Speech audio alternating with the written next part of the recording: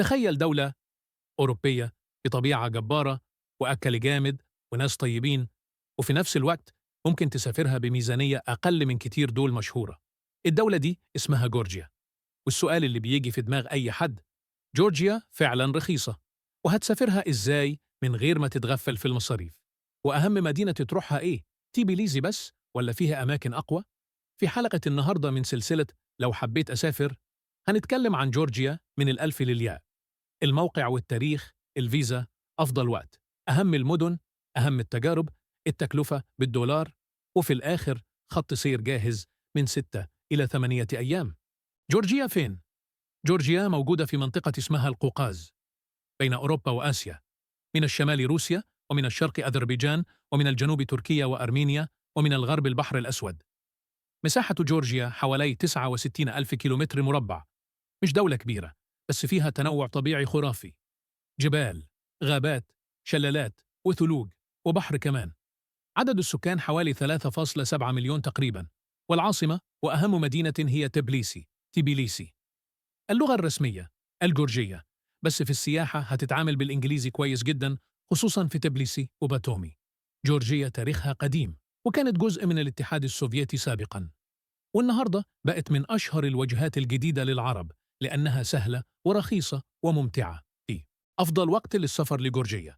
هنا أهم نقطة: جورجيا بتتسافر طول السنة، بس حسب هدفك. لو عايز طبيعة وخضرة وكافيهات وفسح، أبريل إلى يونيو، سبتمبر إلى أكتوبر ده أجمل وقت بصراحة. موسم الربيع وموسم الخريف طقس معتدل، طبيعة خرافة، ومناظر ما تتفوتش. لو عايز ثلج وتزلج على الجليد، ديسمبر إلى فبراير، خصوصا مناطق زي جوداوري وباكورياني. لو عايز بحر، يونيو إلى أغسطس في باتومي، مصيف مختلف على البحر الأسود. يعني جورجيا مش موسم واحد، دي دولة 4 مواسم. قبل ما تحجز لازم نجاوب سؤال الفيزا. قوانين دخول جورجيا بتختلف حسب الجنسية، لكن عموماً ممكن تكون بدون فيزا لبعض الجنسيات، أو تحتاج تأشيرة مسبقة أو إلكترونية حسب بلدك. المطلوب عادة في الدخول: باسبور ساري، حجز طيران ذهاب وعودة، حجز فندق أو عنوان إقامة، إثبات مادي، كاش أو كارت، وأحياناً تأمين سفر. قبل ما تحجز نهائي راجع موقع السفارة أو الهجرة الرسمي عشان الشروط بتتغير. أهم المدن والأماكن في جورجيا.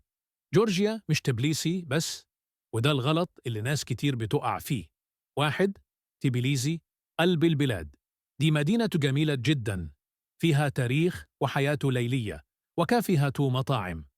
أهم أماكن تبليسي: أولد تبليسي، المدينة القديمة، بريدج أوف بيس، كوبري السلام، ناريكالا، فورترس، قلعة ناريكالا، منظر بانوراما جامد، سالفر باثز، حمامات الكبريت، تجربة مشهورة، شارع روستافيلي. تبليسي تنفع 3 أيام بسهولة. 2. كازبيجي أو ستيبانت سميندا، دي اللي بتخلي ناس تقول جورجيا أحلى من أوروبا. جبال وغيوم وطريق تحفة. أشهر لقطة في جورجيا كلها كنيسة جرجتي ترينيتي تشيرش فوق الجبل، شكلها أسطوري. نصيحة: لو سافرت كازبيجي اعملها دي تريب أو ليلة هناك. 3.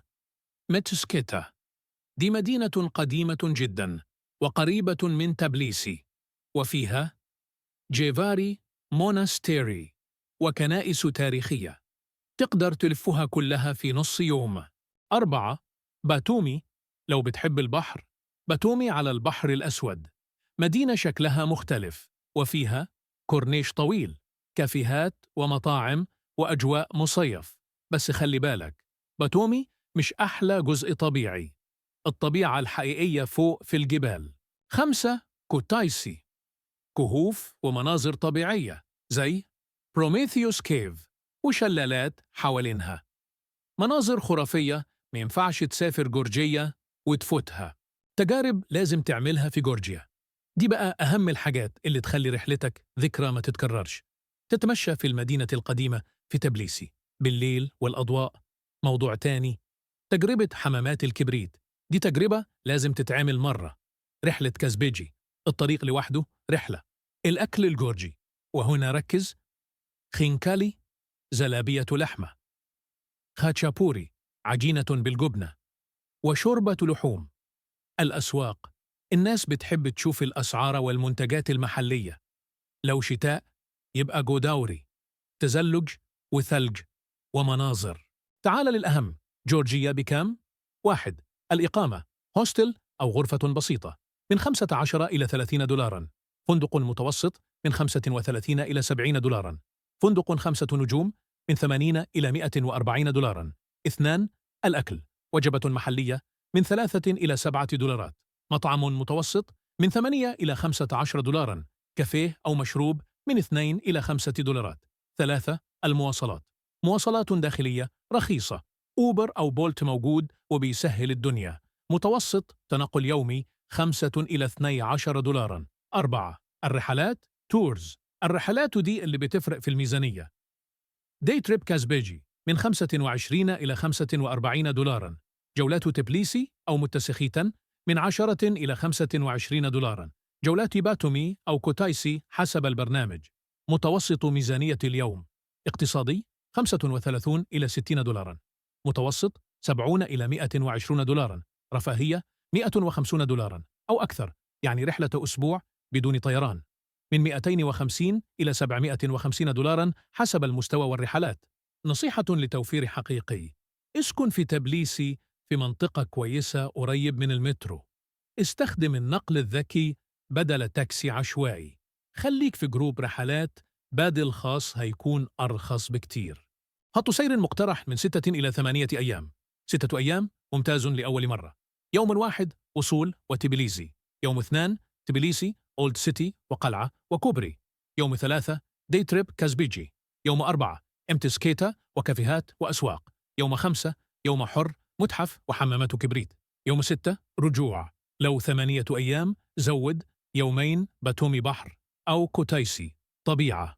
الخلاصة: جورجيا ليها 3 مميزات تخليها اختيار عبقري: طبيعة جامدة، وأسعار مناسبة، وسهولة في السفر. لو عايز أول سفرية أوروبية أو شبه أوروبية بميزانية قليلة، جورجيا من أقوى الاختيارات. قل لي في التعليقات، تحب الحلقة الجاية عن إنهي دولة؟ وما تنساش تعمل سبسكرايب وتفعيل الجرس عشان سلسلة لو حبيت أسافر مكملة. وكل حلقة هنقولك أعمل إيه هناك.